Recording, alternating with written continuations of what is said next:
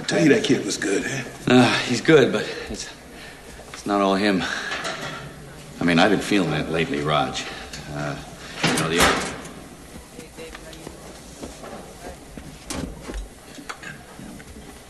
It's like the other night on the ship when that guy nailed me, right? And yesterday I couldn't catch him. Other stuff too. I just thought, I'm out of shape or something. But it's more than that. It's like I hate to say this. You're getting too old for this shit. Yeah. How about that? Finally.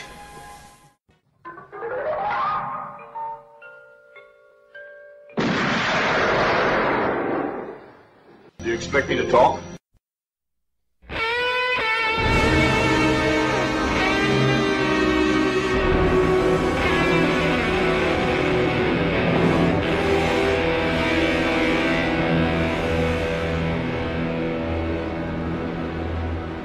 Hello and welcome to episode 207 of Do You Expect Us to Talk? I'm your host Becca and as always joined by my fellow co-hosts Chris and Dave. How are you both? Hopefully not getting too old for this shit. Not me. I'm definitely too old for this shit. We are by now. I was too old for this shit before we started the podcast, to be fair. How long have we been doing this podcast for now? It's getting on for 5.5 years. Least. I'll say 5 years, 5.5 years. Yeah, has it been 5 years? August 15 we started, so gosh, over 5.5 years now. Definitely getting too old for this shit. When we started this, I was Bruce Willis in Die Hard. Now I'm sort of Bruce Willis in A Good Day to Die Hard.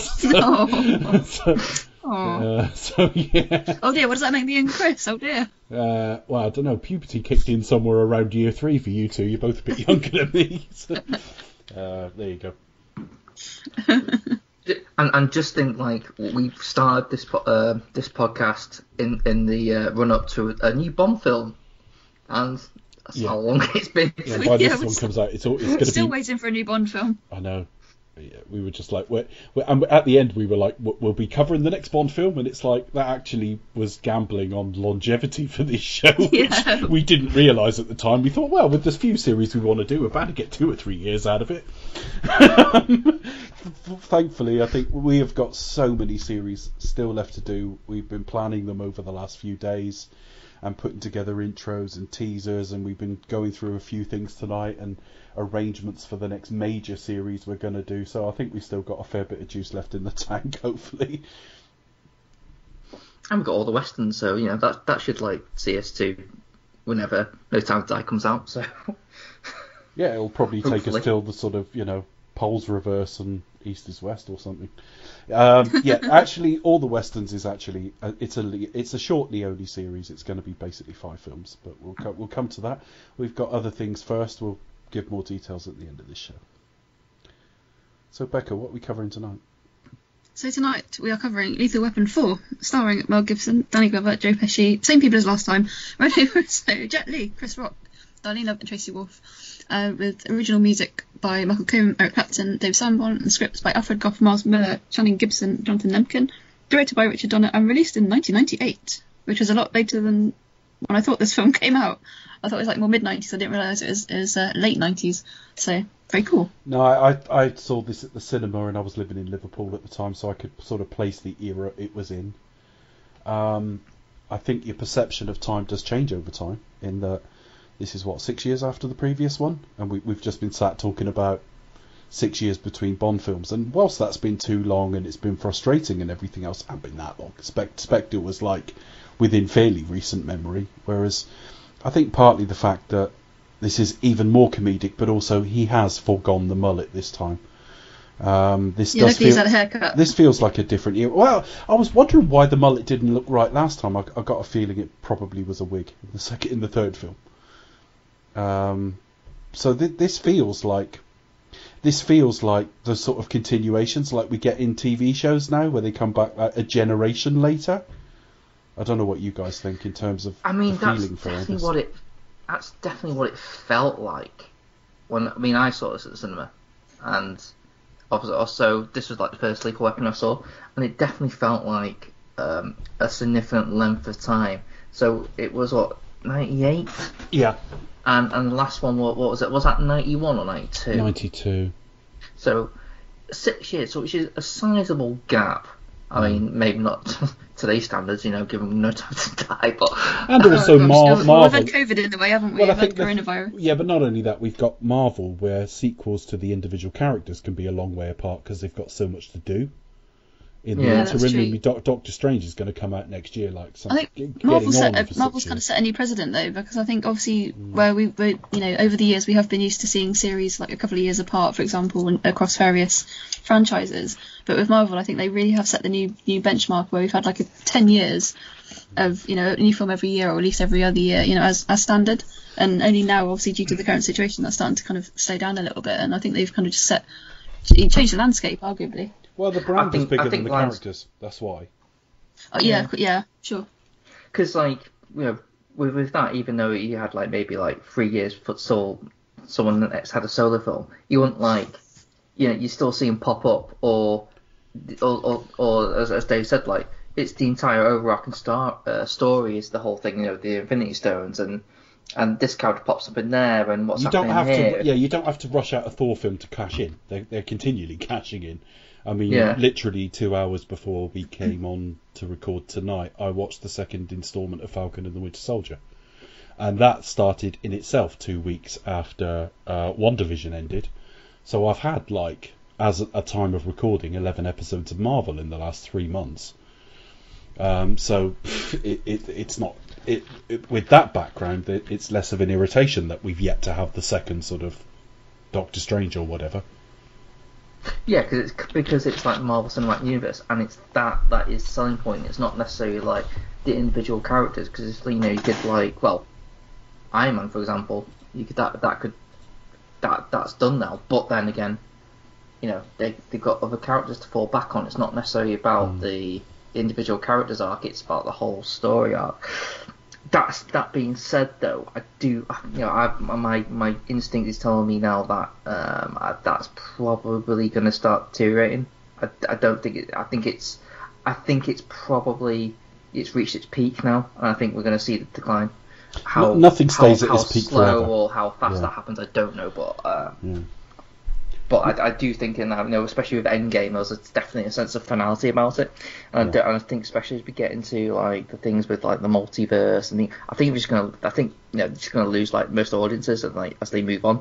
I think probably COVID's probably helped with that.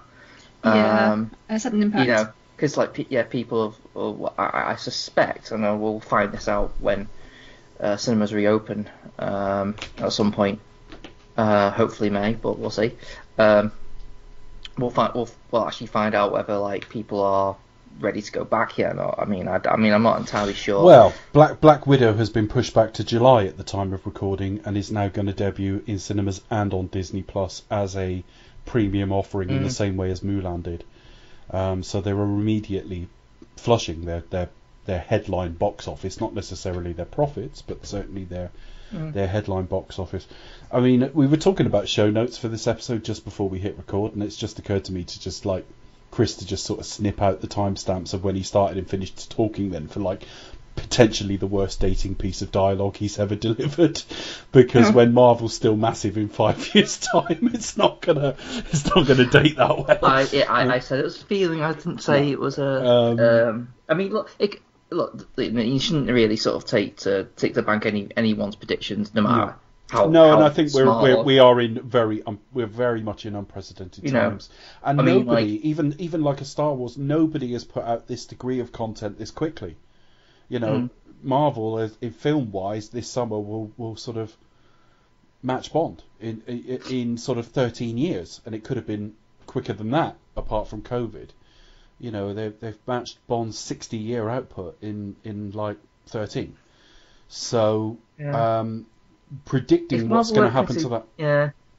If Marvel were to continue, it would have had to evolve in itself.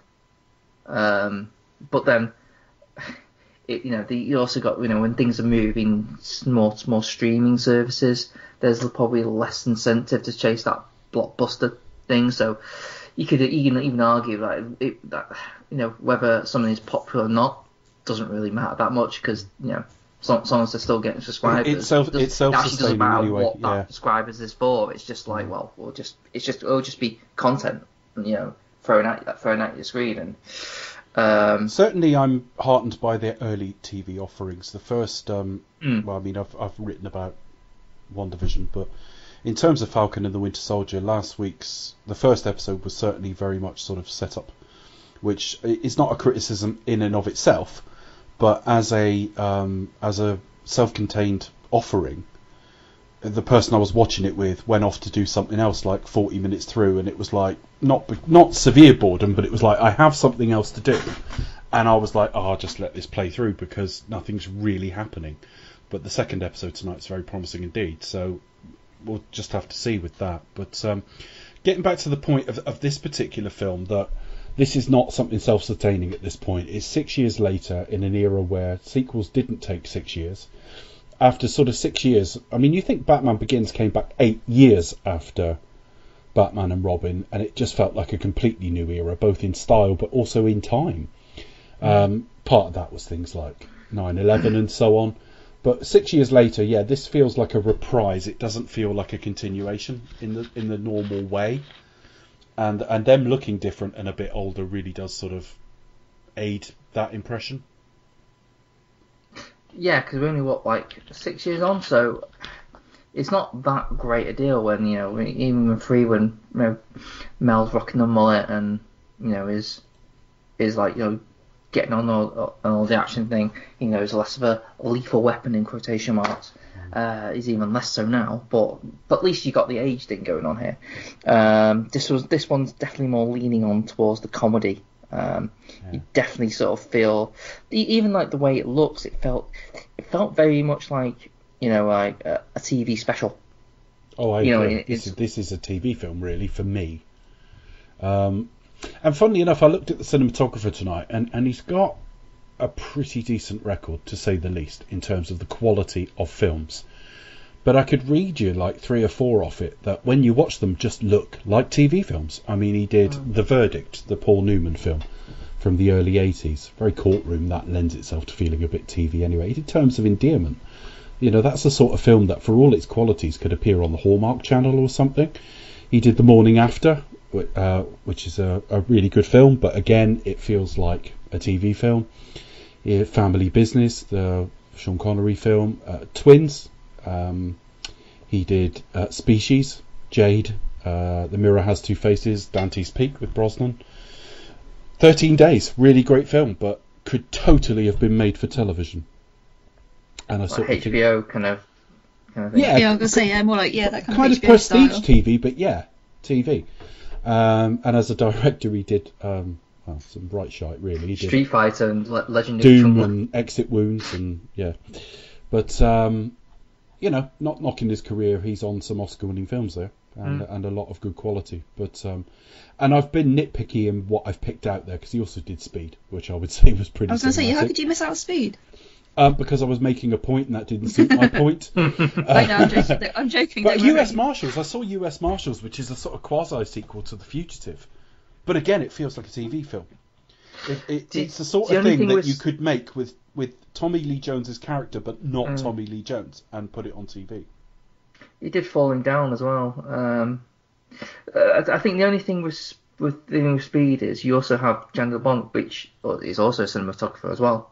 So you probably had. Well, it's like Ridley Scott is never the cinematographer on his films, but they always look amazing, which tells you he's got some input, even though he's not the cinematographer. So yeah, we've got to be a bit careful as to what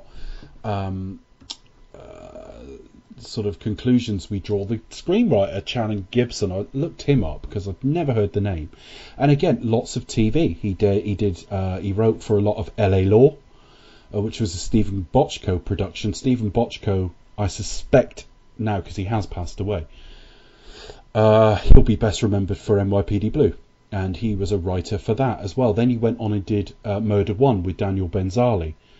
So again, there's a little bit of sort of TV about a lot of the people involved in this. Do we think this film is a TV movie though, because of it? No, I just think it lacks a bit of weight, and I also think in look. I think it was something to do with 80s film stocks as well. Again, I'm not particularly technical on this, but it's still got a very kind of 80s, 90s look at it, even though if it's you late look 90s. at the if you look at the 80s Bond films, I don't know if it's a restoration issue, but they don't quite look as nice as the 60s Bond films. And a lot of the films from the 80s, again, it may be how they've dated or been stored, but they have a sort of gritty, grimy graininess to them, and they don't look the most prestige. You know, even the fairly cinematic stuff. Well, you release a Lethal Weapon into the midst of all that, and that would be fairly typical. But we're in the late 90s by this point, you know, and I think styles have changed a little bit. I don't know that I think it's a TV film just on the basis of the prestige of the people involved, but there's no doubt you could have almost spun this off into a series of TV films like you did with, say, RoboCop, and had different sort of vaguely look-alike actors, and this wouldn't be out of line with the sort of thing they might make. Yeah, I mean, I don't know if anyone watched the Lethal Weapon TV show. I didn't I actually. didn't, sorry. Was it any good? To be honest, I haven't really sort of watched much of it. I think I might have seen one episode and bits and parts of others. Yeah. But the behind-the-scenes story is the most interesting. Sorry, the behind-the-scenes story is most interesting, because the guy who played Riggs ended up sort of leaving by quote-unquote mutual consent. But when you heard the stories as to why, yeah, and certainly there were issues with, you know, the Murtaugh actor, well-known actor, forgotten his name all of a sudden. He's on the reins. Yeah. Dwayne Wayans, I think it was. But anyway, or was it Marlon? Anyway, it doesn't matter. The point is, the behind the scenes story, and of course they got rid of the Murtaugh character and brought in someone played by Sean William Scott, and shockingly enough it was like cancelled after like one more season or something. But I did hear when it first launched that it was surprisingly good. But what are you playing on there? I mean, if you said to me as a concept, could it work for TV? Yes, because it's buddy cop. Buddy cop could totally work on television. But most of the appeal of this film, TV, you're not committing to one plot. You're committing to like a situation and maybe some character arc ideas. So it's all going to be on the basis of who have you got playing Riggs and Murtaugh. If you're saying, were they to choose to do it, could Danny Glover and Mel Gibson have made this a television show? Yes, of course they could have. So I don't know.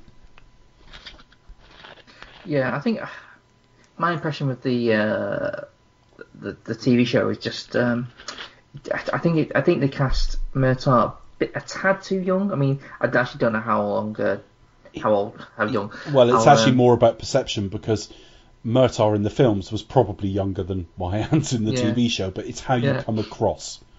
Yeah, and Riggs, I don't know, maybe it's just something that, like, you know, you can't just recast Riggs.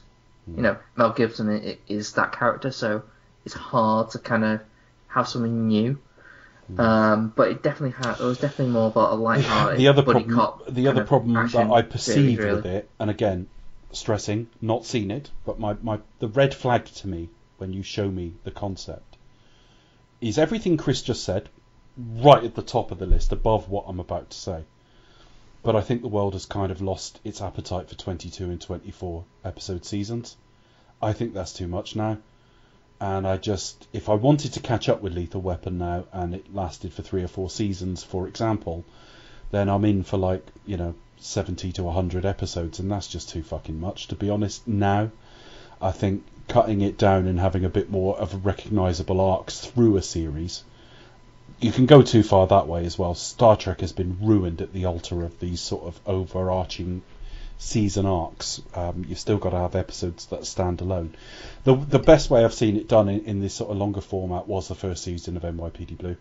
It was an episodic cop show, but there was a developing storyline around one of the leads. Well, it's both leads actually, all the way through it.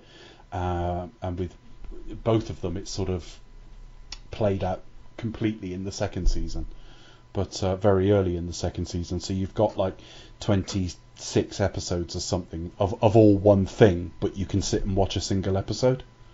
Yeah, I mean, that's the key, isn't it?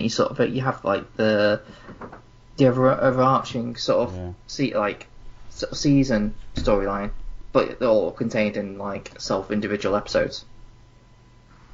Yeah, absolutely. In terms of this film, my perception, were I to catch up on it now, before I saw it, would be sort of different than it was at the time, because I'm not sure how well I knew Chris Rock before this came out. It's too long ago. In that, like, I might have heard of him in like 95, 96. I may not have, though. If you think of his stand-up, he's most famous for a little sort of sketch around. He was most famous for a little sketch around bullet control as opposed to gun control. And I don't know when he did that. I don't know if he did that before this or after it. I think it was before, but I'm not sure when I saw it. Certainly pre-internet. This is like the summer before I got the internet and stuff like that, although it was around. So when I look at it now, it looks like overkill, because you got Pesci and Rock, and that just seems like too much. And as we go through it, no spoiler, I will be saying it's too much. So many films tried to. I think there's almost an unconscious influence of the likes of Jim Carrey to a degree, but certainly Robin Williams, in that when Pesci and Rock talk to each other, it just looks completely ad-libbed. And it was like people used to point a camera at sort of Robin Williams and sort of capture it in the editing room afterwards, and he would normally provide you with enough gold that you can do that. Well, when lesser talents do that, it just looks like such random shouted shit. So I would be concerned about that. The other thing is, Jet Li, I'm sure he's had a long and very impressive career, but if you look at the peak of his sort of popularity in the West, it probably peaked with The One, which was 2001. So this is kind of in that short period where Jet Li was a big thing in the West. So it just feels like this film's trying a bit too hard on paper. Then it's got the tagline on the poster of The Gang's All Here, which is like, right, so that's your big idea, let's just all get back together. There's not necessarily... So I went in a little bit wary of it, but not overly worried, because I thought the worst we'll get is an enjoyable enough bit of banter between the leads, maybe a couple of irritating scenes with Pesci, and I don't know if I had an opinion on Chris Rock at this point. And I thought, well, it'll be okay. And funnily enough, I've only really remembered a few things from this film over the years between viewings, because I've only seen it now twice. And the two things I remember is, and I've conflated scenes, because I remember Rigg saying this to Murtaugh on the beach. He didn't. He said it in like the locker room afterwards, but where he said that he basically faked the injury to get out of the fight, and he was kicking my ass. I think I mixed that up with his scenes on the beach with Rene Russo. But I remembered that. I remembered I thought I'd got his name mixed up because they call him Biscuits, but Butters, they do call him Biscuits. And I remember the very last shot of the film. And that's about all I remember. But I do remember sort of coming out going, yeah, that was all right. It was entertaining enough. So at the time, this was okay. But a bit like I've thought about all of them since the first one, I kind of thought, what's the point? I know money's the point. But if there is any sort of artistic push behind this, what is it? And it is almost like they were trying to make it before they were sort of too old for this shit. I don't know about you guys. Yeah, so sadly I didn't see this one at the cinema because I hadn't seen the other ones. So I watched it for the first time for this podcast. Yeah, it's a bit lighter than the others. But I think for me, the real draw here was probably Jet Li. Pretty cool. It's very... Like the first film, for example, is very much like an 80s sort of film, but for me, this film is just really... It's 90s. And also I could feel... obviously... This is 98, and obviously just the previous year, like 97, we had Rhino Over Dice come out as well, and I kind of got like a lot of Bond vibes from this, a lot of the stunts that were involved as well. Like both have like a big explosion scene, and both have a stunt which involves a car through an office block or a big skyscraper. But I had a good time with this film. I enjoyed it. It was definitely a lot lighter and a lot fluffier than the previous films, even with the triad theme.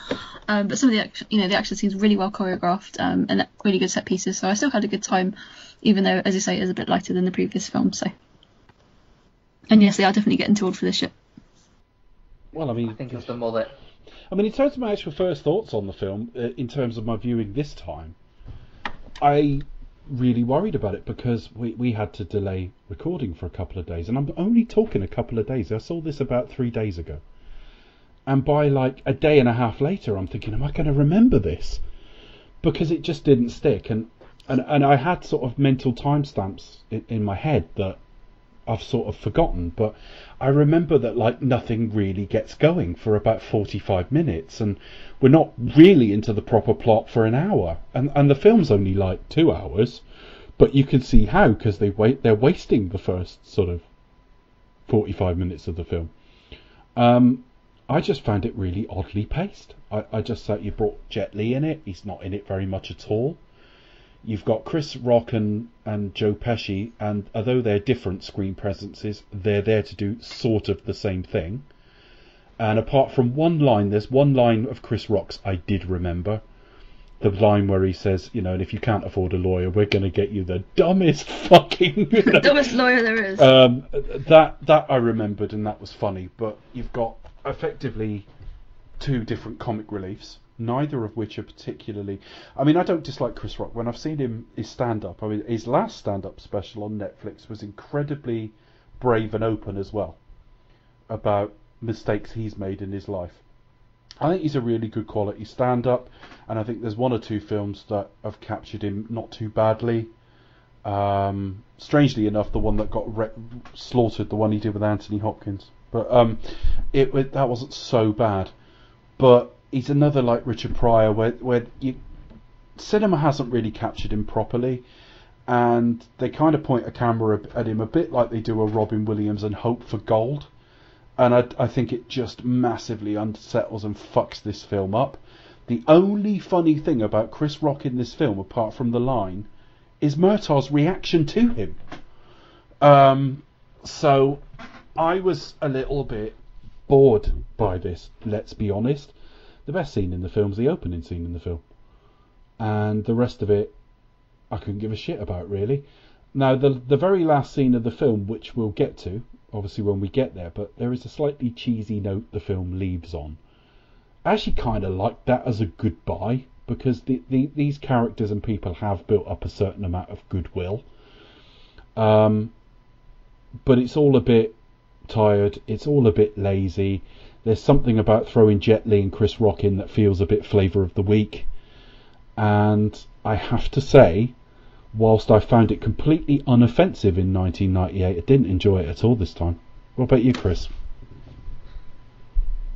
Yeah, I don't know. It just something hit me because I'm like looking at the Wikipedia with like the poster, and you said like, oh, you know, throwing Jet Li is a bit flavour of the week, and I suddenly thought, saw Mel Gibson with his haircut wearing a leather jacket. I think it's a bit of a midlife crisis, isn't it? Yeah, a bit of a midlife crisis movie. It is a little bit, isn't it? So.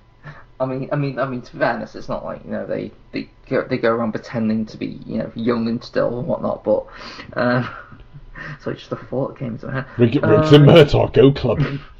Go commando. Really? Yeah, I basically kind of agree with what you said there, Dave. Really, I mean, I've always thought this is to be, like you said at the top, it's a bit of a prelogue. It's a bit of a let's get together one last time. There is a definite sense of finality to it. So whenever there's a question of, will there be a Lethal Weapon 5, and they're like, oh well, maybe. And I'm thinking, why? Like, you know, the only way that'd be viable if it was like a passing down the torch, like, you know, it's like them as older men retired or as police chiefs. The only way I can see you doing it is if it's like a cold case or something. Yeah, or it's more about like the New Blood, like. Well, that's what I mean. They go in. Hang on a minute, Riggs and Murtaugh. Yeah, they're legends in this department. They worked on a case really similar to this 30 years ago. That sort of thing. That's the only way I can actually see it working. But you can't like have them going around both going, we're too old for this shit. Like as things explode around them, it's just it. You know, I mean, fair enough. I think part of the point with Murtaugh was, yes, 50 is a milestone, right? And no one's going to pretend 50's young, but it's not as old as it used to be, if you like. And I think part of the point was Murtaugh really wasn't too old for this shit. He'd almost aged before his time. He'd almost convinced himself he was old. Partly that the effect of that is Danny Glover's younger than the character. But I think part of the point was they weren't really too old for this shit. Not really. What he was too old for is unnecessary risk. What he'd done is got that thing that happens with age, that you don't take unnecessary risks. People don't jump out of planes when they're 50, by and large. And I think when Riggs comes along, it's like, hang on a minute, you're pitching me back into what I thought was a dangerous period that I thought was behind me now.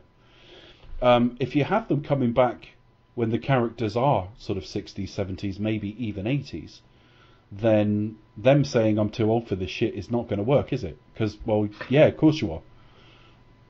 Yeah, but then there's always temptation, like you think about, Harrison Ford's coming back for Indy 5, and you're like, I mean... I don't think that could do any harm because he's already done Indy 4. Do you know what I mean? I think once you break that perfect ending of them riding off into the sunset in Last Crusade, you've shit the bed already. Why not? It might be good. You got new blood on it with Mangold. Let's give it a go. Why not? Well, yeah, true. But just the idea of like, it's like, well, if you got away with it before, I mean, surely he's got to be like, rough around the edges now. I mean, fair enough. Mel Gibson can probably get away with it. He can probably sell like the aging guy who's still dangerous. Yeah, in the sort of Liam Neeson in Taken kind of way, if you wanted to. But especially with like Murtaugh, you think, no, that's just not going to fly now. But anyway, I kind of got off track there. We were just talking about your first thoughts, and you were kind of wildly agreeing with me. I know. Yeah, I basically just feels like a bit of a reprieve, and I think that is probably what the main issue. Everything just feels a bit lightweight, and the reason for that is it was made for the sake of like, let's just get together. Yeah, it's fun. We enjoy making these movies. Let's just get together. Let's and it just seems to have so much.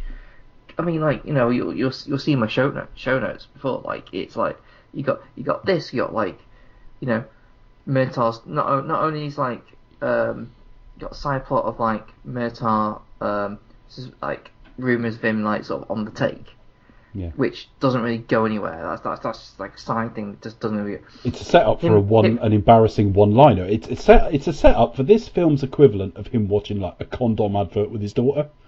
The explanation for that money is meant to make him look a bit embarrassed. It's cringe comedy. But things it's not even set up properly because you kind of forget about it, and it's kind of brought up occasionally. You think, oh, I wonder where this is going, and it's like, oh, is that it? I didn't really sort of.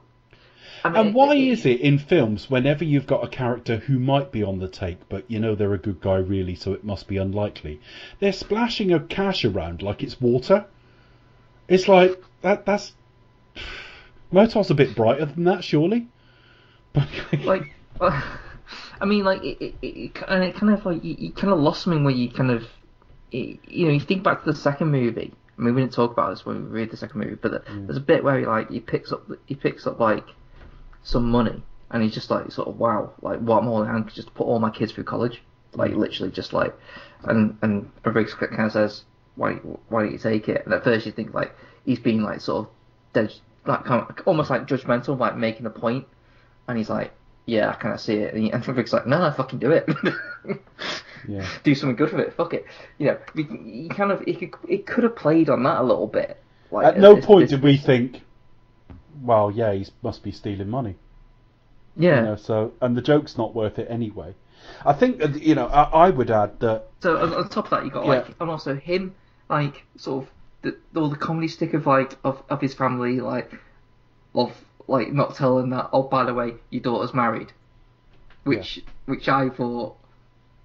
Like watching it back now, as someone older, not like someone like you still at school, you don't really sort of think about the sort of things like that. I mean, that's meant to be played for comedy, and I just sort of bought that as a comedy stick. But thinking about that now, I'm like, that's really fucked up. I mean, imagine like how you would feel like your daughter, like your whole family kept from you, like your daughter got fucking married. But your Like, immediate how thought does was, that- how scary do you how the think I fuck did am? that My immediate reaction how was, the fuck do you does think that I'm an happen? abusive husband and father or something? Yeah, I mean, how the fuck does that happen? I know. Wait, And you go, oh, well, that's it. And then they found did you not remember the day they popped out for a McDonald's breakfast? Dana dressed in morning suits and a wedding gown. I mean, Jesus. Yeah. I mean, It reminded me again, because it's so fresh in my mind, and we talked about this fairly recently. We talked about it last week, actually. Coming to America, the sequel. In that, firstly, it feels like a bit of a let's get together and have a bit of fun. It feels greatest hits, the whole like no, Riggs is too old for this shit. It's just like the barking woman in Coming to America. We've done that joke again, and the boxing jokes again. But also, one of the things I forgot to say, and I must give credit to whichever podcast it was that brought it up. I think it might be Now Playing. They made the point with the Coming to America sequel that Tracy Morgan and Leslie Jones are there for the exact same purpose in terms of their effect on screen. They're both the sort of loudmouth comic relief, and two of them is too much. Well, Pesci and Rock here are too much. And so it's a film just kind of botched in its execution, but it's botched in concept as well. Yeah. So they should have really cast someone who was a bit more like quieter, should we say? Well, yes, or don't have Pesci in it, but I feel like Pesci's only in it for the comedy gold of him sparring with Chris Rock, which isn't funny, and we'll get to it. Well, the humour's subjective, but I would struggle to believe what anyone would enjoy watching it, because the dialogue feels ad-libbed. It feels like they're just saying any old shit to be shouting against each other. But Pesci seems to be there almost for the final shot of the film, like they've become one big family. He's not needed in this film. He wasn't fucking needed last week either. In fact, I wouldn't have had Joe Pesci in this series at all. But there you go. And I just think the whole thing's really, really messy. Is it offensively so? No, but what I expected going in was I was never the hugest Lethal Weapon fan, in that I like Lethal Weapon a lot, by the way. But when Becca said at the outset of the series, "Are you two of the fans?" I'm like, well, I'm not really. I've seen Lethal Weapon maybe half a dozen times, and the sequels, the first sequel a couple of times, and then the other two like once each. But because I wasn't a big fan, I've seen Lethal Weapon, the original, several times since this point. But when I went to the cinema to watch this, they weren't films I had. They were films I had some affection for, in that I wanted to go and see another one of these buddy cop films, which I thought of in my head as comedies. But I wouldn't have got any offence out of it. So I expected all these years later, 3 weeks on from recording the Lethal Weapon review, to find this kind of like cartoonish. Well, it sort of is, but my primary response to it was I was really bored. And I think the last thing I want to say as a sort of intro to it was, I feel really sorry for Rene Russo in this film. She signed up to do another Lethal Weapon film, and they give her nothing to do. Except she doesn't really get much of a look in, does she? I must say here, I do agree. I sort of feel for a little bit. Like, I kind of feel like with Chris Rock or Joe Pesci, I kind of feel like should have like one or the other. I think both is like similar to the previous. Sorry to hijack your point. No, go on. But just kind of feel like the previous film, like, it's quite busy. There's a lot going on. I kind of feel like if you're going to introduce a new character, then maybe sort of drop the other one. But I mean, you've got comedy relief. He's quite good as very memorable as Leo, definitely. But I kind of feel there's kind of a bit too much, maybe either or perhaps. But yeah, Rene Russo, it seems to be a bit of an afterthought. I mean, she's an amazing actress, and obviously played a love interest. But I kind of hear, she, apart from falling pregnant, she's sadly given very little to do. So I agree with you on that front. She's heavily pregnant for a lot of the film, because this film has a very indeterminate timeline. Well, it's a completely determinate timeline if you think about it, because he's told she's pregnant. They've known for a while, so let's assume she's 2.5 to 3 months pregnant. But she has a baby at the end, so the film covers about 6 months, I'm guessing, right? But in terms of time passing between scenes, it's kind of indeterminate till you see the baby bump. But there's two things. Firstly, they've stuck a baby bump on her, so that gives her nothing to do, when she was like quite a kick-ass agent in the last film, or cop anyway. But secondly, I think it's of its time, in that 98 is not like decades and decades ago, not generations ago. But at the same time now, I struggle to think what would happen if you pitched one of these films And someone said, so what about the Cole character in this film? Oh, she really wants to get married. And And they'd be that's like, it. And That's her well, goal? she's pregnant. What? And that's it. I think you'd struggle with this now, and I just feel a bit sorry for her. She signed up to do it. I'm presuming there would be no option on her services 6 years after the previous film. But having signed up to do it, she's utterly wasted here. Yeah, she's kind of just... It needs to have more to do other than get married, have a baby, sort of thing. But, I mean, what are you going to do? I mean, it makes sense, sort of, thinking about, like, Riggs kind of getting over. I mean, I get that kind of finality of it. Riggs Definitely, and bear in mind, we know she's the love interest. It's not that I think she should have a role like the main two, but there's better way to use her than I really want to get married. Yeah. Or it could be through kind of reframed through, like Mel Gibson's character, for example, who is obviously been married before, and maybe it's kind of looking at it like through his lens, perhaps. But obviously, being late 90s, they obviously don't frame it in that way. So maybe it's kind of something to do through like through him kind of settling down and getting married or one thing or another. But I don't know. For me, it just kind of it falls a bit flat, and they could give her lots more to do, but hey ho. Yeah, I mean, let's get it in perspective. I'm not offended by this. Oh no, of course not. At all. But it's just like, I was offended by some of the anti-Asian sentiments. You'd be sent back to think again now if you pitched this as her character arc, I think. But anyway, with that, shall we discuss this film sequentially? Yeah, let's. So, You don't sound where do we convinced, start? Chris. Yeah, okay. Yeah, right then. Why not? We've got 2 hours. It's fine. I mean, I might be a bit of a rambling one because I actually can't remember too much. But that's the problem. I watched it 3 days ago and I can struggle to remember it. The first shot of the first scene of the film. No rubbish Sting song. So no, there's that. So that's better. Although they do kind of it still feels a bit like parody because you've got like the credit, the title coming in really like powerfully. But the opening sequence of this film is a bit like last week's done properly, in that last week's I thought they were trying so hard to make Riggs look like he was still a bit dangerous that they had him do really stupid things. This is a little bit more conventional, and them having like banter between them actually does work pretty well.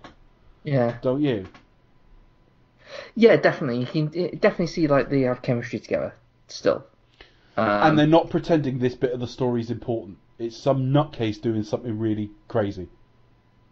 Yeah, basically guy with a flamethrower and a machine gun, just shooting up like the street somewhere. And in an armoured suit, so you can't just... Well, they do fire a lot at him, but it's not doing a lot. Yeah, kind of like sort of bulletproof off, yeah. So you have that pissing it down, and amongst all that, they're kind of like, just basically sort of chatting as if they were like just driving the car, really. Drive at him. Yeah, but he'll fire us. No, he's not going to turn around. That's all good. Yeah, definitely. We will it. He's turning around. And then they end up basically, to cut a long story short with this, they end up sort of hiding behind their car while he's firing the shit out of it. And in the midst of that, he's told he's going to be a dad. Riggs is. Yeah. And so, like, Murtaugh tells him he's going to be a grandfather. Oh, sorry, Riggs tells Murtaugh he's going to be a grandfather. Yeah. I mean, because they're like saying, you go because I've not got anything to. You've got kids to look after. You got a granddaughter. Yeah, so they're both of them are like saying, trying to be protective because like, no, you're going to be dad. No, you're going to be grandfather. Yeah, that's it. Riggs is like, I'll go out and draw his fire. So what if I die? I have this woman, but you have children, and you're going to be a granddad. Well, actually, you're going to be a father. Yeah. So they get Murtaugh to distract him by stripping down to his underwear and clucking like a chicken. While Riggs shoots the like the sort of like the. It's like a gas chamber. Canister on the back, isn't it? Yeah. The chamber sort of like sends them flying and explodes an entire petrol station. And he said, sort of, well, do you really think it helped, like, doing the chicken thing? He's like, no, I just want to see if you do it. What I love about that, though, is Danny Glover's smart enough to play that really, like, kind of jazzed. It was scary, but he was like, yeah, great, do you think that helped? No, I just want to see if you did it. It's like coming down from, like, high adrenaline, isn't it? Yeah, absolutely. And then I have to admit, I'm looking at the synopsis myself. I must have literally looked away from the screen for a couple of seconds. Because apparently there's a title card that says almost 9 months later, and I don't remember seeing that. Yeah, there is. I remember seeing that. I don't remember seeing that, and I'm obviously we don't see Rene Russo for a little while, or straight away. I wasn't immediately where we passed that much time. Absolutely. So where do we start? Do we start with them on the boat? Yeah, so they're on the boat with Pesci. Yeah. Leo. And they're fishing. Pesci, like, has caught a shark, and he's about to, like, shoot it, which I don't think is probably a good idea. Yeah, it's on the boat. He's not shooting at the water because he's caught it on the line. It's in the boat, and he's about to fire at it. Yeah, it just reminded me of the In-Betweeners, that when they like beat a fish up on the. It's like, yeah, he's now a private detective, and basically they nearly get run aground by like some much bigger boat, like a cargo ship, and so they end up getting involved, and it's got like a Chinese family on it, doesn't it? They look like they're being brought over as slave labour or something. Yeah, essentially that's what it turns out to be. It turns out to be like a boat full of like China, like illegal immigrants used for basically modern slavery, essentially. Yeah.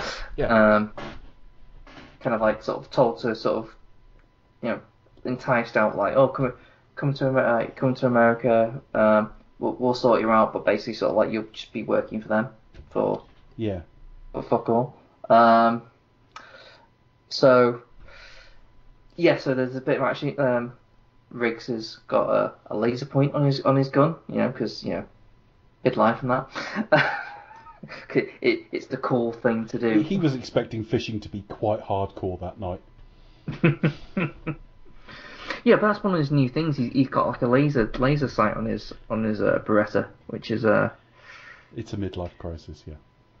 I mean, I'm not too sure. Like, surely those things don't really help. Well, I suppose like, I've no experience in firing guns, but I'm pretty sure those things don't really help. If you fired a gun while saving a Chinese family from modern slavery, write to us and expect us to talk at gmail.com. Yes, I mean, maybe I'm full of shit there, but yeah, I don't know. I was thinking if you're a good shot, you're a good shot. You don't really need the blaze. Surely in the dark you just draw more attention to yourself, but I don't know. And that as well, yeah. Whatever. Anyway, it looks cool in movies. Anyway, yeah. So. Yeah.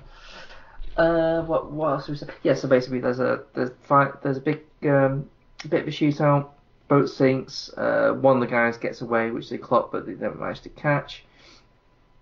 And Leo and Murtaugh kind of shit themselves over the shark. The shark gets away.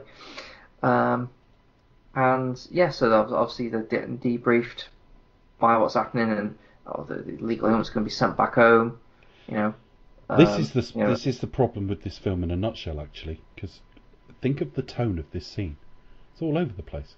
We've got comedy with Pesci, we've got like action, but we've got a modern slavery thing at the same time as like our comedic like factors. They're gonna shoot the shark and loses the shark, and it's like, what are you going for here?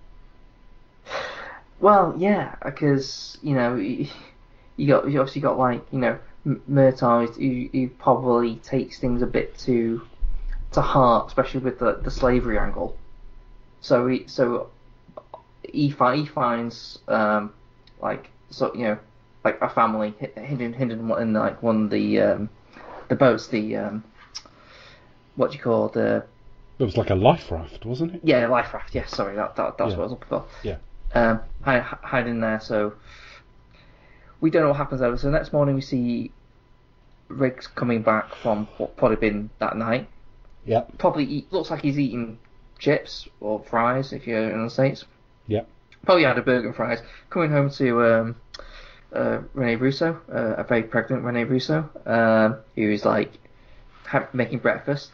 I'm just amazed how much like food's on display here, because like here's Rick coming back from eating like he's literally just finishing off like some chips or whatever. Yeah. And he's like sitting down having like croissants and donuts and whatnot. And I'm just thinking, fuck you, and baby aside, there's two of them. Yeah, I know. And it's like, I mean, I can understand her from like about with being pregnant or like her appetite, but I just thought, Jesus Christ, how but again, much are you putting away? I don't want to make this a heavier point than it is, because, like I say, it's not that big a deal. But bear in mind what this character was in the last film, and there she is pregnant, like cooking her man breakfast. It's just like, there's nothing wrong with a woman cooking her man breakfast. I'm not criticising it particularly heavily, but it's just the first sign that it's like, you ain't got nothing for this woman to do here, have you? Yeah. Riggs's pad is now beefed out a bit, so there's a nice little extension. Yep. It's kind of made it a bit more like an actual house now. Yeah. I suppose after being shot to shit, like 10 years ago, I suppose it would be. Mind you, that's underestimating what some men are like. If that was my house, there'd still be fucking bullet holes there. I'd be like, I'll sort it at some point. It's California. It's warm. I don't need. Yeah. Or my wife would be there doing it while I'm making tea, because I'm shit at anything DIY. Yes. So what was so this is where like she because she works for like the DA. She's like, there's room to go around like Murtaugh's on the tape, but don't mention it, kind of thing. Kind of doesn't believe it's true and whatnot, but it's no, but I mean that's perfectly given their positions, who works where. That's the sort of thing that if you were Riggs and you went home to your wife, she would probably just tell you in passing. Yeah, we did forget also we have introduced to Chris Rock as well as Butters.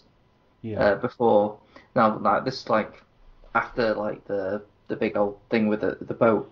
And so it's introduced that he's a bit, he's very dramatic, he's very much like, oh, God, like the injustice in the world, that kind of thing, like looking to almost like trying to like impress. Do you know what that reminded me of? What? Very early episode of The Office, the original UK version of The Office, where Gareth is trying to sound like sensitive to a woman, so he says, "Isn't Schindler's List a brilliant film?" There's something about that. He's trying to impress Murtaugh, so he's really like laying it on thick. Yeah. Yeah. I mean, we find out why now, because he mentions that because they know his daughter's pregnant, but don't know who. Like there's some reason like that's just not a question that no one seems to be interested in. Apparently. So his single daughter walks in and goes, "Dad, I'm pregnant," and he goes, "All right." And that's it. It's like, not paid much attention to your condom advert, have you? They would have given you freebies as well for appearing. Couldn't you have given some to your Uncle Martin as well? Yeah. Anyway, so back to this bit. This is where we mentioned that it's she's actually married, and there's actually married Butters or Biscuits or what he's called. So it's like, there's like so many nicknames. He calls him like all the names under the sun apart from his actual name. Biscuits is his nickname. I read a plot synopsis when I was watching it a while ago, or I think we're introduced to him as Butters first. I made a little list. You got Biter, Butters, Butler, Boogers, Burger, Buckles, Putter, Burton. I thought I'd misremembered, because I thought I'm sure he was called Biscuits, and I'm like, no, that's a nickname, Butters. Both are correct. Yeah, he gets called all the names. Yeah, they're desperately trying to make this character happen in this film, and it kind of doesn't. Does he pop up in the series at all, or? I don't know. It's more of like a prequel, isn't it? I guess. I don't even know if they're in the same sort of universe. Yeah, I don't know. I suspect the TV show's a reimagining, Probably. but a similar. Anyway, sorry. What, the Lethal Weapon TV show? Yeah. Yeah, Oh, 'cause yeah. I haven't seen it. It's basically like a remake. Yeah, that's what. Oh, okay, yeah, I didn't, because I had not seen the films. I just didn't pay attention. no. I can imagine. I mean, So- you wouldn't have a Lethal Weapon TV show years after all the films without like retelling them being partnered. I wouldn't have thought. Damon Wayans it was, or Waynes, I think it's pronounced, isn't it? Yeah. Damon Wayans. Wayans. He was Yeah. he was in Last Boy Scout, written by Shane Black. Yeah. I'm actually So, looking to see if there's like a Butters in the. There's a Leo Getz. Leo Getz is in the TV show. that was it. Played by Oh, I didn't know there was Leo Getz in the TV show. Who plays him? Thomas Lennon. Look him up. You know him. Probably. You do know him. I promise you know him when you look him up. I'm just looking to see if there's a. I mean, I'm going to stop looking in a minute because it's slowing the show down. But I'm getting quite a way down the cast list without seeing a Butters. So, I mean, strangely enough, they didn't take their cue from Lethal Weapon 4. Fair enough. Okay. So yeah, where do we go from there? I'm really needing help on the plot of this thing, Chris, or the scenes anyway, from scene to scene. Yeah, if only we had some facts or. oh, sorry, wrong bit. So... Yeah, I don't know anything, Chris. No, it wasn't the cue. Have we seen the police station yet? Yeah, so we haven't seen that yet. Riggs and Cole basically go and visit Murtaugh, and this is where you find out that he's got the family. He's got an immigrant Chinese family living with him because they're like all cooking like Chinese food, and obviously. Yeah, although to quote Friends, they just call it food. So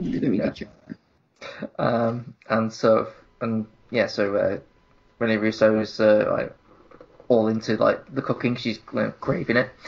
You see Murtaugh being a bit plush with his money. Yeah. Which sort of like, oh, where'd you get that from? Obviously, Riggs is teasing him throughout, like with the whole like, son-in-law type thing. Yeah. Or does he do that? Does he do it there? He does it throughout anyway. Yeah, he kind of nearly gives Butters away many, many times, like deliberately, almost. Yeah. So basically, finds out he's don't like this could be serious. Like what we're gonna do anyway. So they go to the police station. They're all still taking the piss out of him for like getting stripping down and clucking like a chicken. There's like pictures of it. Like they keep putting in, which Riggs keeps obliging as well. He keeps putting it up. But because Murtaugh's always walking away, Riggs is able to go in. If I catch the person who's doing this just as he's doing it. Yeah. That was one of the few things that felt kind of Lethal Weapon to me through all this. I like that. Yeah. And then so he gets they go visit the captain and they get promoted for no reason whatsoever. For no reason. This is meant to be a joke because they get to call each other captain. And it's meant to acknowledge the amount of damage they cause. It's something to do with the insurance has lapsed, and they can't insure them as lieutenants. Yeah. Or sergeants, sorry, they're sergeants, aren't they? So they both get made captains, and then they sort of waltz out having a good laugh about that, and then it's ignored for the rest of the film until the sort of dialogue scene where they're told they can go back to being sergeants again. Utterly fucking pointless. Really funny. Like, I mean, I can understand it if they just wrote it in a way which said like, "Right, I want to make you captains because I want you to stay out of trouble." And then the film happened, and they don't stay out of trouble, so they just demote them. All right, forget it. Then you can go back to being sergeants. Yeah, I don't. I would also have accepted it if this scene was really funny. I mean, they're never bad. They're always good around each other. Do you know what I mean? And Mel Gibson's great at that sort of faux baffled. He looks a bit kind of like, all right then. But it's not a funny enough scene for something that's never really picked up again. It's padding. And the funny thing is, this is the longest Lethal Weapon film. Yeah, definitely. It's not super long. It's like 2 hours and 7 minutes or something. But the first one's like 1 hour and 3/4. And the last couple are, I think, still shy of 2 hours. So they've made the longest Lethal Weapon film to throw in shite like this. But anyway, whatever. So they're now captains. They're now captains. They basically inquire about like the this is like the obituary of like other cops, or the other two people cops, because they're working in this department, so they sort of inquire about what they know. Yeah. And I figured out by watching this film that these two cops are basically the only ones that actually do any actual police work, so actually know anything. Yeah, Riggs and Murtaugh again don't do any actual like detective work this week. These cops actually are there to explain what's going on. Yeah. What detective work have you done while we've been driving around? Essentially, yeah. So they sort of well, you know, the big guy around is this triad boss, Uncle Benny. I mean, put it this way, just off the point, Murtaugh, after all these years of experience, can't even detect who's fucked his daughter. So, like, they're not that good at this. Riggs had no idea that his own girlfriend was pregnant. And then they're told go out and solve crimes. It's not a surprise they're a bit shit at it, really. Well, you know, they're too busy wrecking the city, aren't they? I mean, basically, Riggs is pretty good at fist fights, so when he gets too old for that, he has nothing else. So yeah, I got Uncle Manny. They go and speak to Butters, which Riggs kind of sort of teases him, like sort of puts the idea that, do you think maybe he's gay and he likes you? So that makes Murtaugh all like kind of nervous and around him. One of the biggest stand-ups in the world around this time, and the funniest thing about him in the film is the guy he's playing against looking a bit uncomfortable at him. That's it, really. The whole thing is like Murtaugh's like, you know, really, he honestly thinks this guy like is sexually attracted to him. So yeah, which is fine in itself, but yeah, I mean that sort of gay panic humour is very 90s. Friends was full of it, but it kind of works. But again, it's like, do you notice apart from the picking up of the family, which we don't know is relevant yet, we've not discussed anything plot related yet. I was going to say, we haven't really got into the meat and bones of this film, really, have we? So yeah, but that's not us being slow. It's just nothing happens in this film for this quite a long time. Not for the plot. So we're about to sort of they decide to sort of. There's more character than plot, I think. Because so they asked Butters. I keep saying Butters because it's Biscuits, isn't it? Butters is his name. Biscuits is like a nickname. Oh, sorry. It does get confusing though, and I got mixed up myself. But yeah, so they sort of ask him, "Oh, how's it going?" He's like, "Well, you know, I'll get him." And they say, "Oh, so why don't you come along? We maybe got to lead his Uncle Benny." So all three of them go. They have a run-in with Leo. He's like tailing them for practice. Yeah, I think we've said he's a private investigator now. Yeah. You have him and Rock have an argument. What, Leo and? Yeah.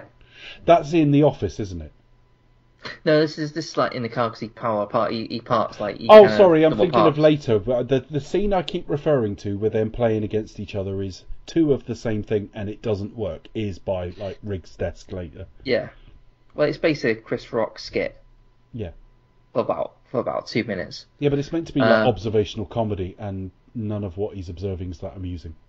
But anyway, go on. And this is a stand-up, I think it's good. That bit. This is a good stand-up. Chris Rock is a very, very good stand-up. I'm not knocking his talent. I'm saying they've not captured it correctly here. I'm pointing a camera at somebody and say something. Well, it's not necessarily going to be gold. And whoever's editing has to have an ear for what they're listening out for. It just seems that whatever Chris Rock says goes into the film. Very like Jim Carrey and like Batman Forever. It's just like, well, you did 4 quips, so we'll put 4 quips in. But anyway, the car scene's all right. They set Leo up to be like arrested, basically. Yeah. Which is what they always do. And so they go see Uncle Ben. Yeah, what a fresh take on the personal dynamics. So they go and see this Uncle Benny, Now the funny thing is, I always think that like around this time, I think it might be within the same year, so definitely a similar sort of time. The actor playing like the mafia boss or Uncle Benny plays another mafia boss called Uncle Benny in the film The Corruptor, Right. with Marky Markin. I just find it amusing that like he literally sort of played a similar character with the same name within the same year. Could have been a wink. You may look that film up and find it's the same screenwriter or something. But yeah. And probably gets killed in a similar sort of way. Yeah. But anyway. So yeah. So he goes and sees. They go and see like this, but he goes to this basically Chinese restaurant. And you have Jet Li. Jet Li's there. He's been all. He kind of has like disapproving kind of thoughts. You can kind of sort of say in like, I don't know if it's Cantonese or Mandarin or whatnot, but he says, "Oh, in Hong Kong you'd be dead by now." You know, in other words, he's not very happy with how things are going and how Uncle Benny is running things. But obviously Uncle Benny's kind of concerned was when Riggs and co walk in and insult him basically. He's kind of like, no, don't talk to him, please. It's like almost like it's a big thing. So they kind of rub him the wrong way, set the fire alarm off, and then. If you know the correct way to rub Jet Li, write to us at expectustotalk@gmail.com. I imagine he's very smooth. Alright. Very smooth to rub, I would imagine. Which bit of him are we talking about? I'm really confused. I don't know. Anyway, carry on. I don't know what I'm saying anymore. Anyway, so what were we saying? Yeah. So obviously, yeah. So I think it turns out like the family that Murtaugh has is basically the important ones that they were sewing over. They were brought over as payment for the counterfeiting that their guy's doing. That's why they're important. So Riggs and Co are leaving, and then they spot the guy who got away in the boat with another guy, and then they chase them both. Now Riggs goes out after one guy, after that guy, and he loses him. He manages to get away, while Chris Rock and Murtaugh arrest the other guy, who turns out just to be a waiter. Mm. Oh yeah, they chased this guy for ages, and he just ran because, like, yeah, that's kind of funny. Yeah. And he's like, oh, yeah, I've got a very good lawyer and all that. So yeah, but the other guy managed to get away, but then he doesn't because Jet Li's on a roof somewhere, and we see him do his special kill, which is garrote him with his like a little wire thing he's got stuck in his beads. Yeah, he was expected, because of Bond, I expected to be in his watch. Yes. But yeah, he's always carrying around these sort of beads. For clarity, not anal beads. Yeah, well, it could be, you don't know. No, we'd have to be there to smell them. The smell of death. The smell of death is anal beads. I feel like that should have been in the fun fact section quiz. I don't know about you. Well, don't know. Maybe we'll have to ask Becca later on. Anyway, so... Becca, anal beads, discuss. Jet Li and the smell of death. So... Sorry, go on, carry on. So yeah, they're kind of back to square one. I kind of lose track. Don't know where we go. So yeah, the back of the police station. This is where we have the Chris Rock skit, basically with Leo, where they kind of sort of like, you know, taking a piss out of each other. Yeah. And I hated this. This was like literally the worst bit of the film for me, Like, literally, it was just emblematic of everything wrong with the film, in that I just thought, you don't really know what you're doing here, so you just point a camera at this guy. And the banter's terrible, and it feels like it's almost meant to be like, I don't know, two fucking titans of cinema meeting or something. It's just, it doesn't work for me at all. I don't know about you. So here, basically, the family in question is the Hongs. Yeah. And the father managed to sort of like contact his uncle, but that also leads to the Triads to Murtaugh's house. Yeah. Where we have a bit of an action scene, bit of a confrontation with Jet Li, who managed to sort of take them all out. Takes apart Riggs' gun and set the house on fire. And one of the kids who they missed comes along and cuts them free, and they manage to get away. And then basically it goes into another big chase scene. Yeah. Which is okay. I mean, it's one of those things where you've seen Murtaugh and you think, not Murtaugh, sorry, Riggs. And you think back to the first one where he really was the lethal weapon. Like, he was like a killing machine, and now he's just like fumbling around like everyone else. I just think of all the film series you can bring back and make work on the same terms as the first film, if you like, Lethal Weapon isn't it, because the name means something. It's not just any old buddy cop film. Lethal Weapon, the first film was called Lethal Weapon because of him. Yeah. And this is not what it is anymore. And I think that's probably my gripe with how the series ended, really. Especially with the third one, because, from now it's just, well, he's not lethal at all, really. He just likes to get up to all shenanigans. Yeah, he's more a bit of a joker than anything else. You know what I mean? It's like he's unpredictable weapon to some degree, but that's about it. In some respects, that is kind of a bit of a redundant criticism, because it's been like that since arguably the second film and certainly the third. But I mean, if you're going to do action scenes with like older guys like this, they've really got to be good, and this kind of isn't. But hey. Yeah, so there's a big action scene there, bit of a chase. And Riggs is like sort of being dragged across in a chair. They manage to sort of get back in the car and they drive through a building and not kill anyone. Thank God. God. Yeah. And I always think about some of these sort of films. Like, it's very convenient, isn't it, when they don't like kill anyone. And so basically, sort of, doesn't the guy get away? Yeah, he does, and it just leaves like Riggs hanging. Yeah, that's right. And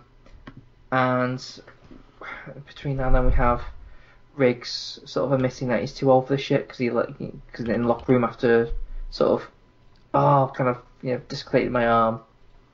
Again, never mind, I'll get you next time. And it's like, shit, I'll fucking losing it. So we get that whole thing, that getting too old of the shit.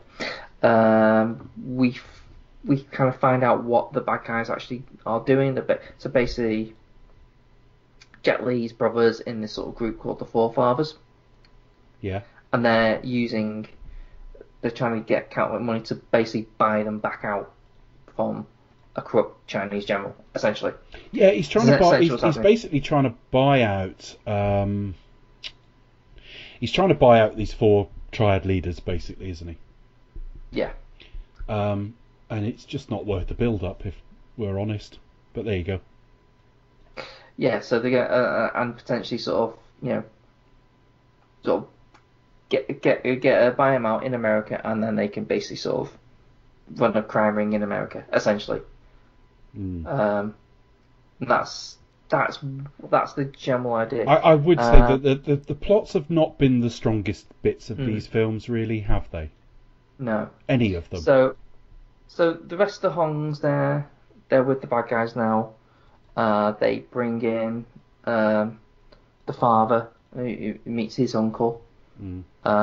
And the uncle is basically sort of like established as an artist. He's basically sort of making like the painting like the fraudulent money, essentially. So and he says no, I'll continue work once they're like safe and free, so to speak. And basically Jet Li just kills him in front of him. Which is probably probably his standout part for him as well, because I don't know, there's something about like Jet Li, because he's got such a young innocent kind of face. And when he does something like as brutally harsh as that, he's very quiet. He's a very, very quiet screen presence. Yeah, but when he sort of does something that's kind of like, ooh, that's a bit nasty, isn't it? And he kind of just sort of like smiles at him, kind of like it does leave a bit of a creepy edge to it. Yeah, definitely. I'd go along with that. So they do that. The Riggs go to see Uncle Benny going to the dentist, and they have a bit of a laugh. Oh yeah, this is chuckle. There's very few scenes in this film that stand out as particularly good to me, but this was funny. I will give you this was funny. I don't know what happens with laughing gas, but what's it like? Does it make you piss yourself laughing? I don't know. And make you like kind of lose yourself, like sort of spilling out secrets and finding them hilarious. I mean, yeah, the logic of the scene doesn't work, but this is a film that has largely bored me. I mean, the number of episodes we've done as like a podcast where I've sat here and basically led us through the plot. Chris does quite a lot as well, but there's been several where I said, so we move on to this next, don't we? And so on. And in this episode, Chris is doing all of it, and it's because like I struggled. I watched it. I paid attention. I'm familiar with everything Chris is saying to me, but I'm just so massively unengaged by it. So when we got to a scene where there was like a bit of laughter and levity and fun, I was like, yeah, I'm alright with this. And this is where everything comes out. Like basically, sort of like the Murtaugh finds out that Butters is actually, the father of Rianne's daughter. What the fuck am I talking about? Father of Rianne. You've lost Rianne's me. child, yeah. Rianne's daughter. We don't know if it's a daughter at this stage. Yeah. But anyway, carry on. So that all comes out, and then it basically just sort of moves forward. Because all I remember now is they go speak to the other cops who basically sort of go, oh, they mentioned something like the forefathers. Oh, the forefathers. Oh, like this is, they're a big deal. Oh, do you not think they'll probably be? So basically, these two detectives tell everything that's going on, and they go, right, well, I've got a good guess where they might be meeting. Great, let's go there. And that's what happens. I know, and that was the point in the film where I thought about it, and I literally thought of your show notes, which you haven't written all of yet for this show. But I'm sure in one of the previous shows we talked about it, and you put in there like how little actual detective work they do, or how bad they are at it. And this film is another example. Everything except the actual like fist fighting and car chases is spoon fed to them. And so yeah, they don't actually do any cop work at all. So when they're saying we're too old for this shit, it's like, yeah, you might be, because the only bits you can actually do with this is the physical stuff. So yeah, they do get some help off like a cop to say this is what you need to know. So they turn up and they just basically sort of show up and just sort of like ruin the party. They just go like, oh, by the way, that's fake money. Yeah. Look, what? There you are. Great. And then basically, there's a big shootout. Everyone shoots each other. This is one of the things about why I remember seeing it initially. The UK cut the film, which really confused me, because obviously these forefathers are kind of built up as like I've been set up like as part of the villains, right? And in the UK cut, you just see this big shootout and you don't actually see them at all, apart from like the one that's Jet Li's brother. No, I mean, I have to say, with the exception of the fist fight on the lawn between Riggs and the Gary Busey character in the first film, every single Act 3's lost me.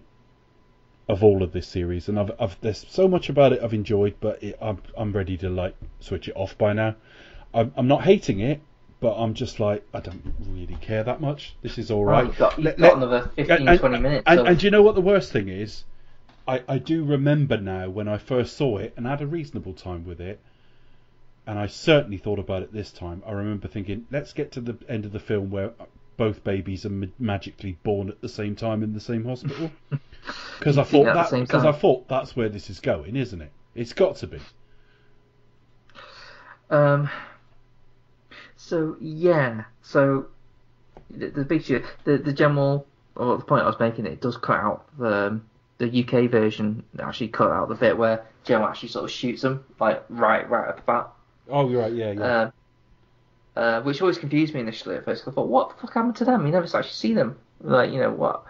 It always annoys me when the UK we used to cut things like that. I think like, why? The worst thing about them cutting things is always, and this goes for the theatrical cut of the Taken sequels, but it just strikes me that when these cuts are made, they're made with an eye to either a rating, or if it's on TV, to getting it in front of a certain audience at a certain time.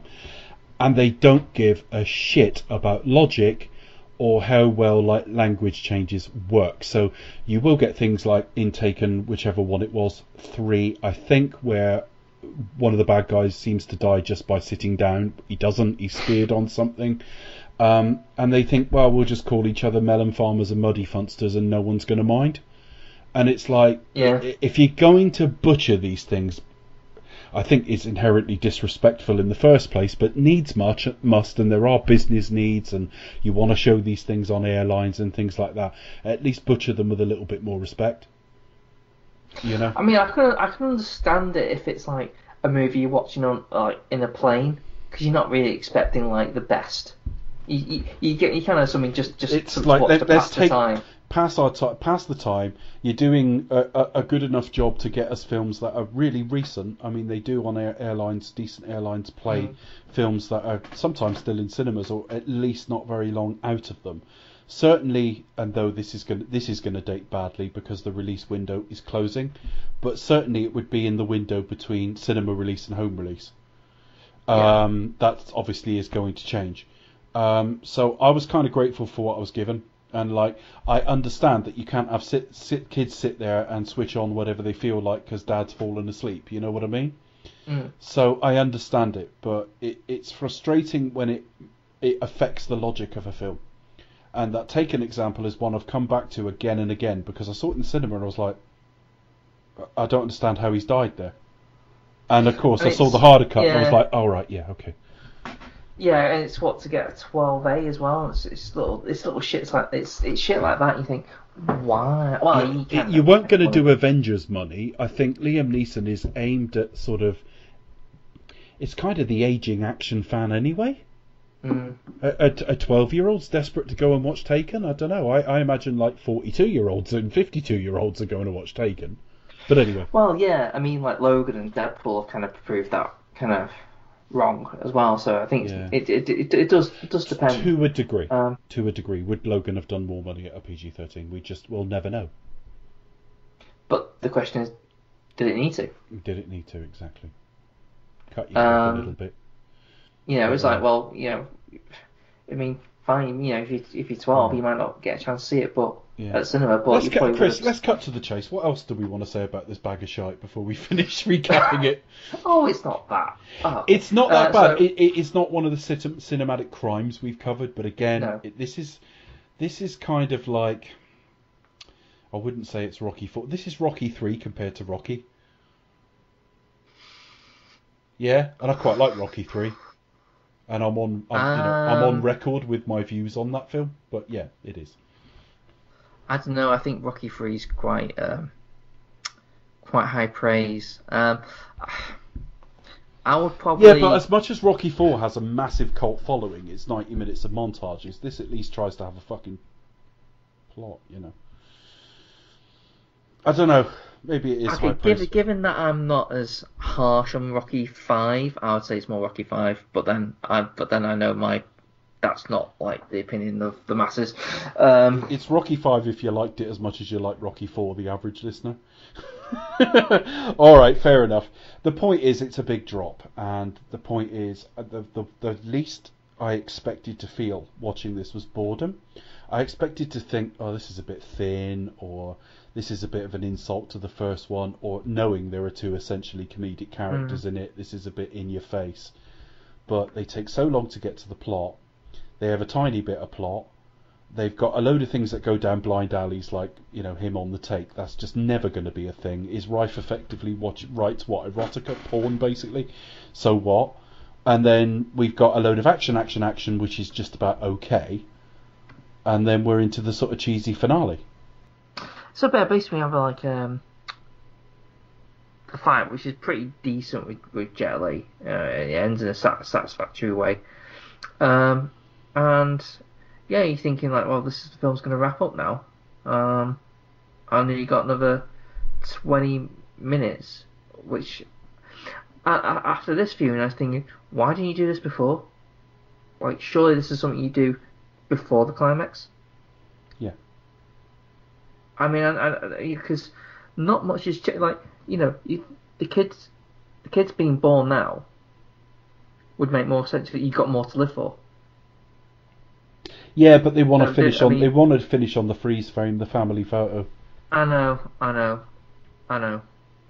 But in and of itself, I should be offended by that. But it's almost like the fucking winking fish in the sort of License to Kill. I just go, oh yeah, you're just signing off. That's all right. All the things I should be bothered by. The photo should be top of my list, but I'm okay. They're saying goodbye. This has become light, almost found. If you took, I mean, I was sat watching this thinking, what was its certification? And it has to have been at least a 15 over here, because there are a lot of F words in it. There are a lot of F words in it, because you can only get away with 1, 2 in certain circumstances in like a 12, sort of PG-13 equivalent. So it's like R-rated. This is an R-rated film. But if you're completely tolerant to bad language, like you're someone who doesn't worry about your kids hearing that, which I'm not saying you should or shouldn't be, I'm just saying if you are, this almost plays like fucking Family Fare now. So when they sign off with the cheesy goodbye, we're all pals, I'm thinking, well, that's kind of where the tone of these films have gone. But a bit like that early scene in the film where you've got comedy on the boat, but human slavery and action at the same time. You've got like a very family-friendly film with a load of really gritty language in it, which cuts out a family audience.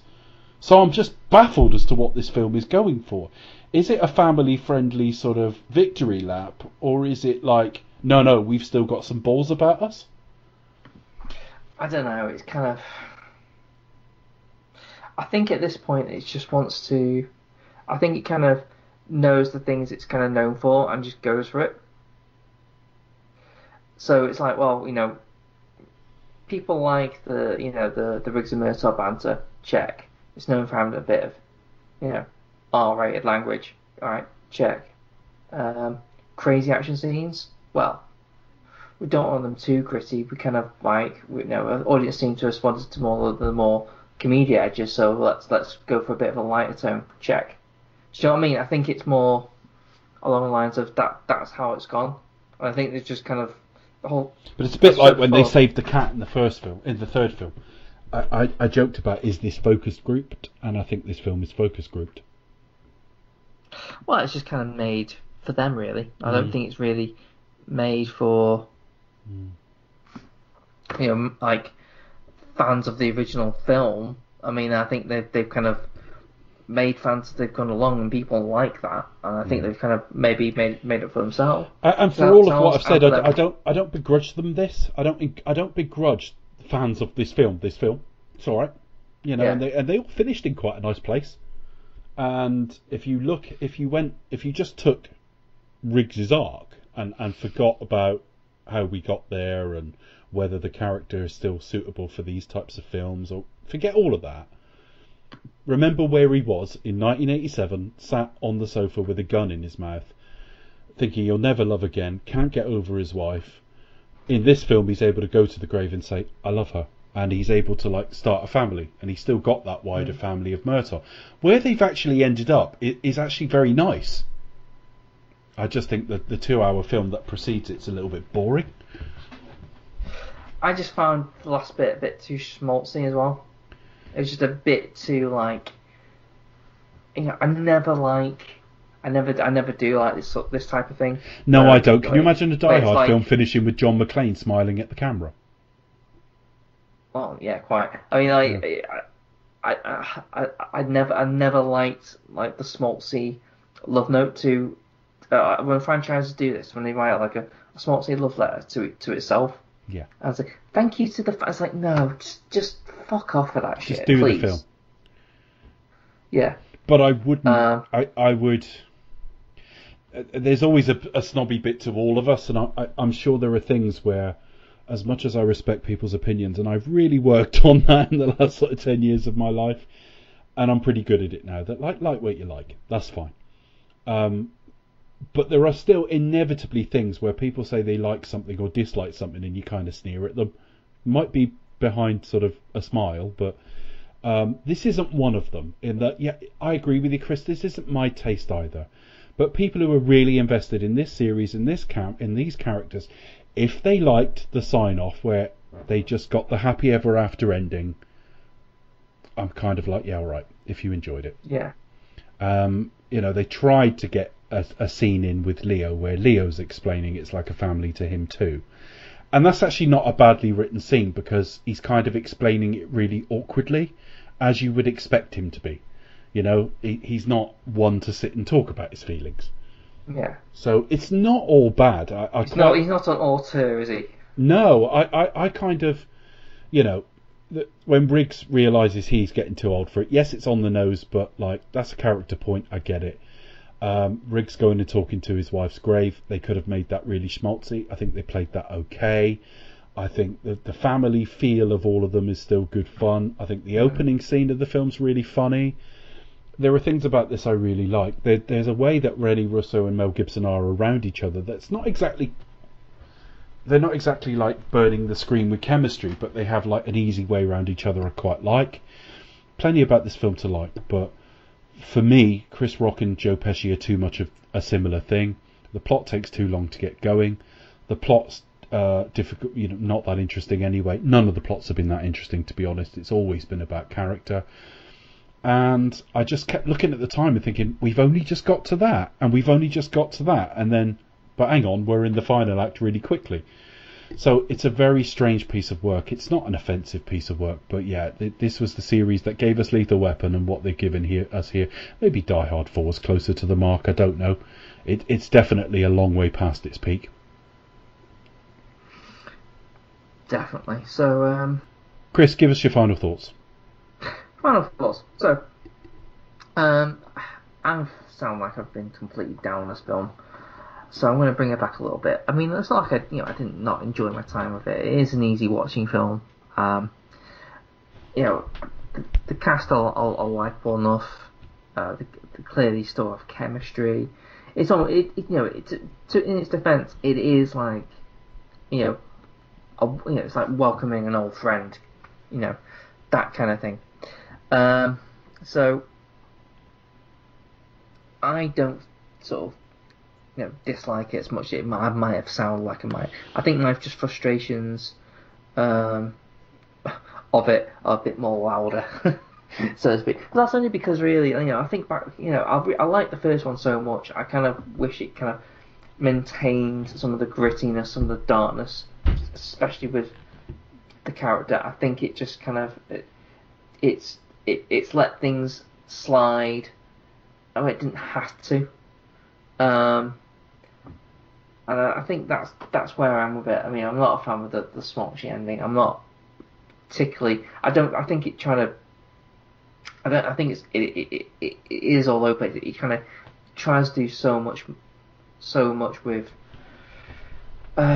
too many things flying around the air, and you think, well, what's left? I mean, you got the thought with Riggs getting over his wife, which should be made more a thing.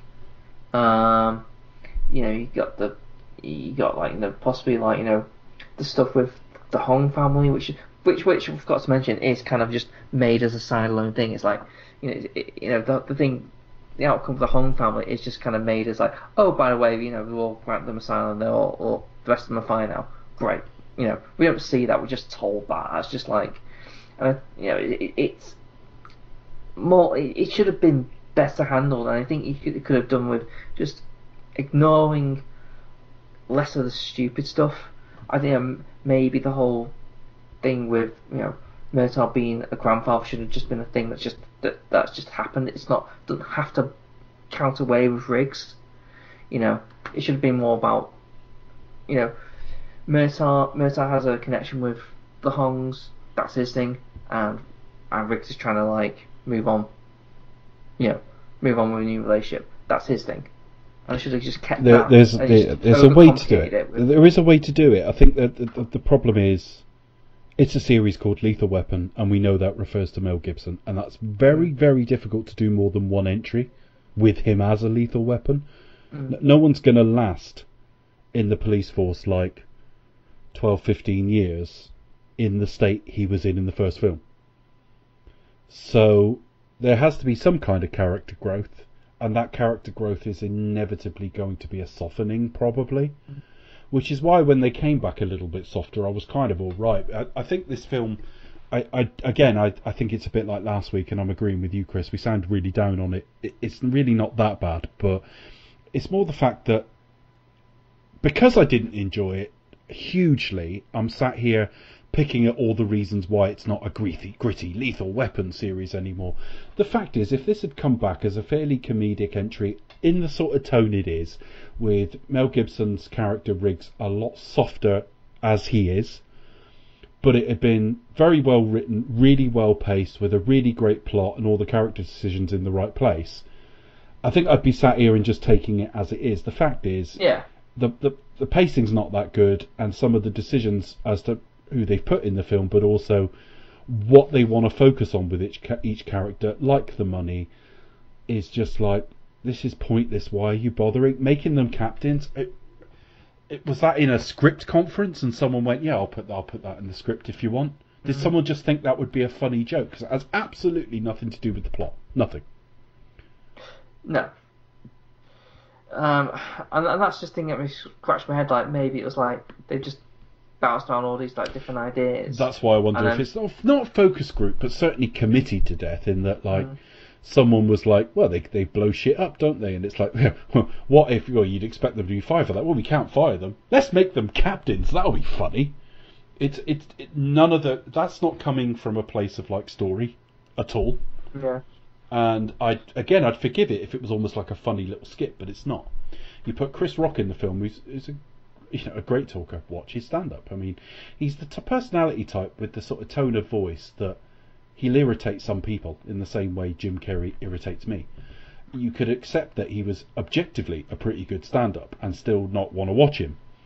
But like, he's a good stand-up, genuinely very good. And you put him against Joe Pesci and you're thinking, well, this could be good, and it's not. It's just a load of rambly shite. So, yeah, this film could have been better than it was, but I think it's not the type of series where you're going to get 4 stellar entries. So anyway, that just leaves Becca with some final thoughts. Final thoughts, yes. I'm really pleased that I've managed to get around to watching this classic series. I'm glad that I can finally tick the list.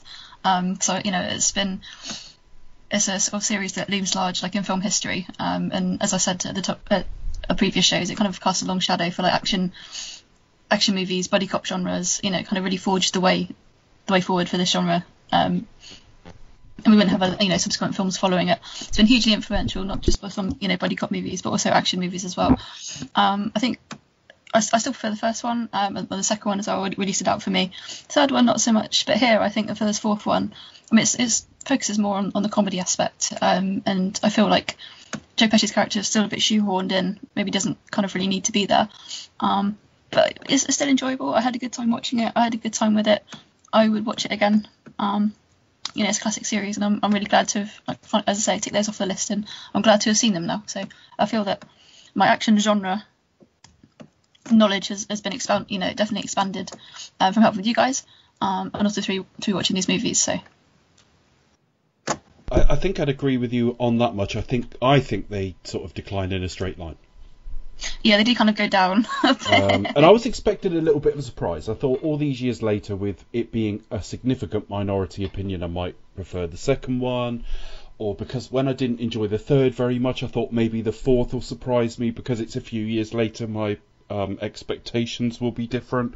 But yeah, it's a lot later than what I thought it was as well, because it was kind of literally around the millennium, sort of 98, 99. Yeah. And yeah, there's quite a big gap.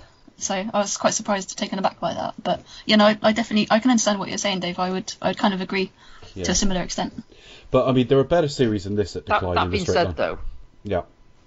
That being said, though, if someone did say I prefer 2 or I prefer 4 over 3, I wouldn't be surprised. I wouldn't have gone. I wouldn't jerk out my seat at that. You wouldn't go, what? I think this was the only film that was fairly bad, even though I got on a rope that all right. I mean, if someone said, "Oh, I love 4 or 4 of them equally," I would, I would tend to agree.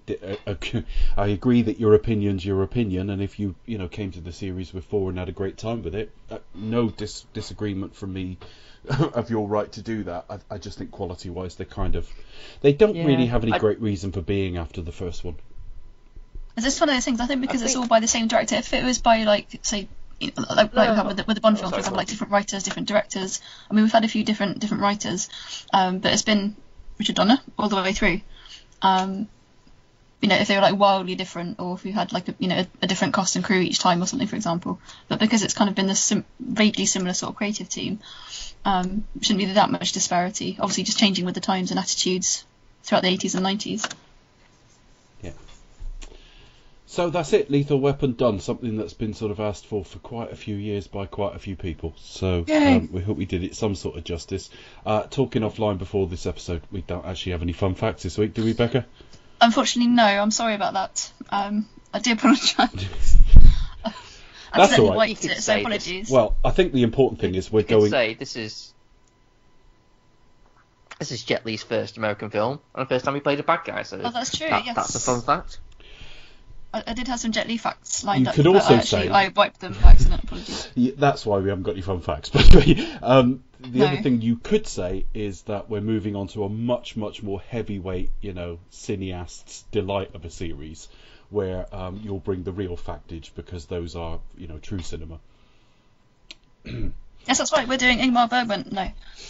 Well, we're bringing back our patented reviewmentary, which we did for Spectre. When we did like an early first reaction to Spectre, we sort of thought, well, we can't really review it again, but it isn't quite a commentary because we haven't seen it that many times. We've always been talking about this series.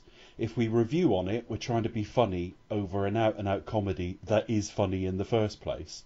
So where does that leave you? That leaves you with a little bit of comment and a little bit of commentary. So the reviewmentary is back with our new series next week, which is Becca.